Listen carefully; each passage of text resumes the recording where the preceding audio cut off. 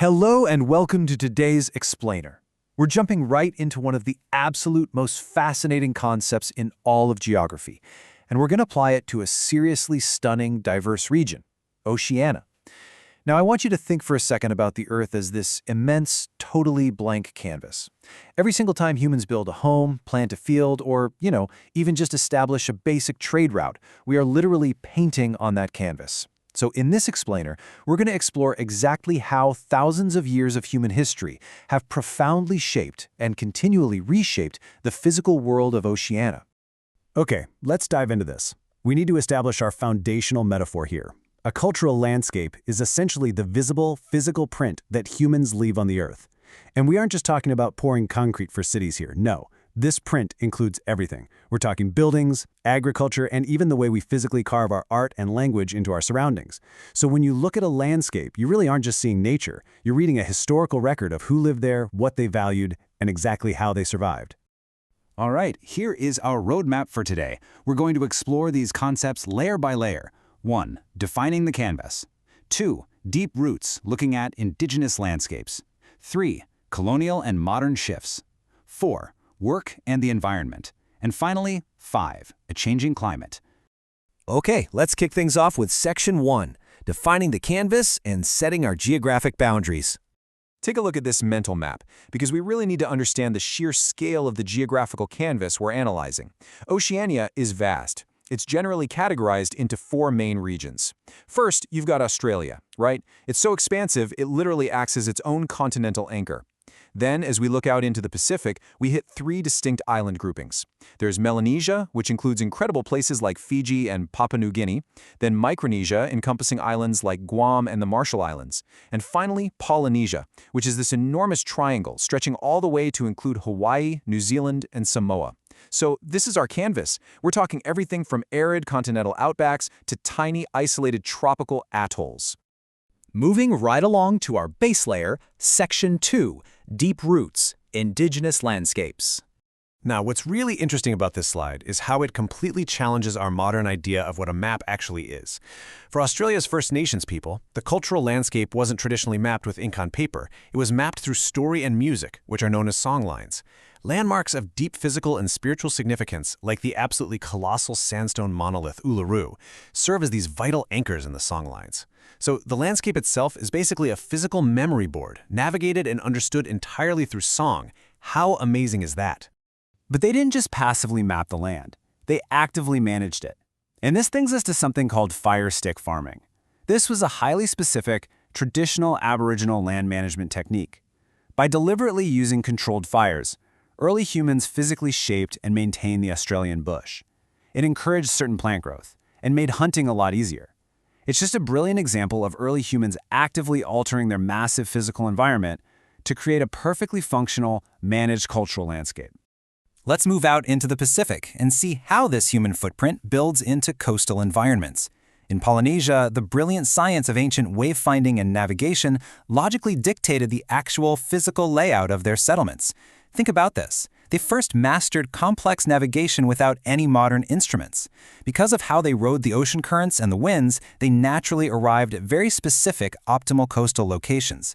Consequently, the very layout of their coastal villages was designed and built around these exact wayfinding arrival points.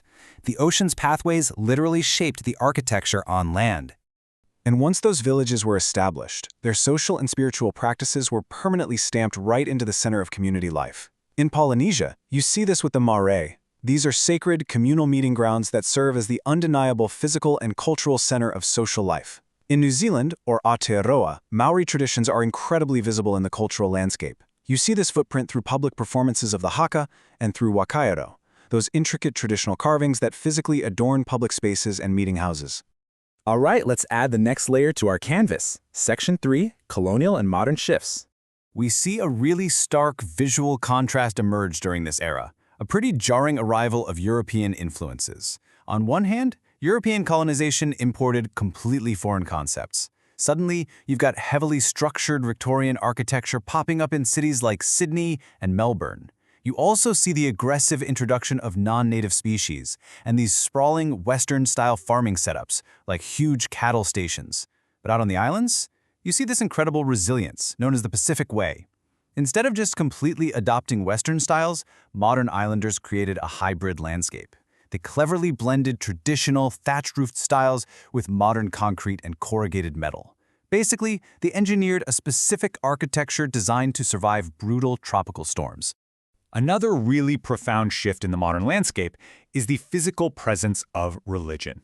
Following European contact, Christian churches became incredibly prominent. Today, they act as the absolute central landmarks in almost every modern Pacific village. They visually reshape the focal points of these communities, often completely overwriting those older settlement patterns just to make the church the towering central feature of the local geography.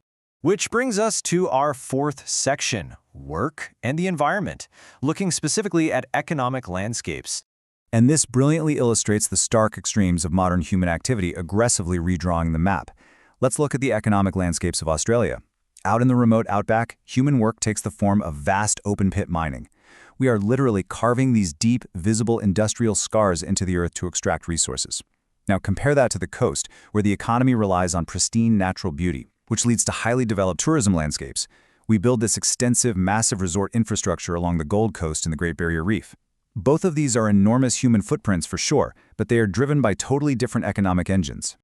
Over on the islands, the economic landscape is just as deeply manipulated, though obviously on a different scale. The limited landmass is heavily dominated by agricultural prints. You see sweeping coconut plantations, meticulously maintained taro patches, and vast sugarcane fields. And, just like the Australian coast, tourism leaves a super heady print here too. The absolute necessity for hotels, airports, and roads to support visitors places an immense strain on small island infrastructure, which permanently alters the natural coastline. Finally, let's move into our last section, Section 5, a changing climate and a comparative analysis. So the crucial point is understanding the ultimate extremes of how humans inhabit this region today. We have ultimate urban density. Just think of the soaring vertical concrete skyline of a city like Sydney. It's a landscape completely dominated by human engineering. Then, on the exact opposite end of the spectrum, you have the low-density, nature-integrated villages of places like Vanuatu. There, the human print works carefully within the confines of the surrounding jungle and coastline. Both are distinctly human cultural landscapes, but right now they're facing a shared, frankly terrifying challenge. And that shared challenge is our changing climate. It's the most extreme shift yet, and it is actively altering these landscapes as we speak.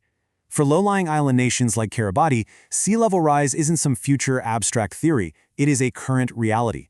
It is physically forcing communities to relocate their sacred ancestral burial grounds farther inland. And that leaves us with a really provocative, urgent question. As the oceans continue to rise, will climate change permanently erase these ancient, carefully crafted cultural prints from the Earth's canvas entirely?